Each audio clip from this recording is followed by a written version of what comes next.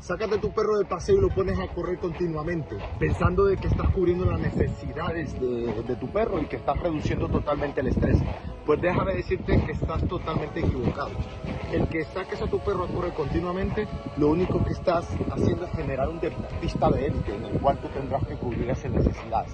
Estás creando perros hiperactivos. El perro notará que cada vez que salga de paseo tiene que tener una alta actividad física, por lo tanto estarías trabajando la hiperactividad del perro.